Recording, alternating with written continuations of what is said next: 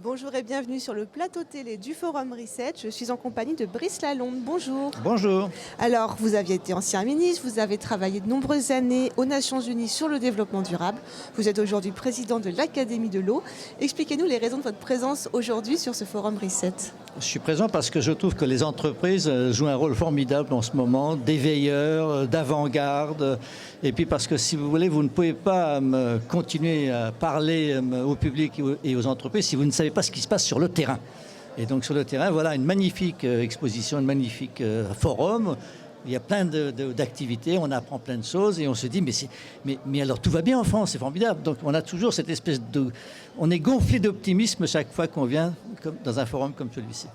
En quoi, selon vous, les entreprises ont un rôle à jouer dans la protection de l'environnement ? Eh bien, les entreprises, de plus en plus aujourd'hui, me semble-t-il, détiennent la relation de l'humanité à la nature. Elles ont les machines, elles ont les pelleteuses, elles ont tout ce que vous voulez. Donc, si vous ne travaillez pas avec les entreprises, vous n'y arriverez pas. Et de plus en plus, les entreprises maintenant se rendent compte que l'environnement, c'est capital, que la nature, c'est leur capital le plus précieux, parce qu'elles transforment la nature, elles utilisent de l'eau, elles utilisent de l'énergie, tout ça, ça vient de la nature. Et donc, elles se rendent compte que c'est absolument fondamental de bien protéger la nature, et ça devient une ressource économique. Et donc, elles gagnent plus d'argent quand elles économisent de l'eau, de l'énergie, quand elles mettent des ruches pour les abeilles, enfin des tas de choses comme ça qui sont formidables.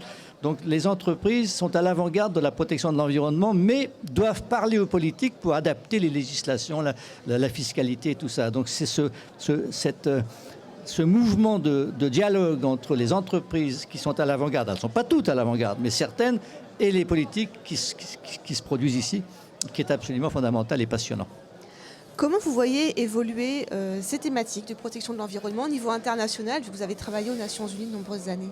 Alors, est-ce qu'on avance dans le bon sens ? Oui, ça avance dans le bon sens.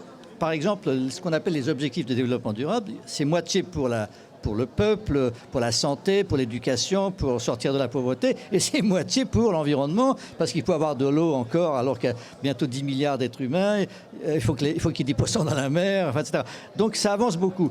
Mais évidemment, comme il y a de plus en plus de monde, comme tout le monde veut se développer et qu'on ne sait pas très bien comment il faut faire pour se développer, on a tendance à pêcher trop de poissons, on a tendance à détruire les forêts parce qu'on a besoin de bois ou de champs.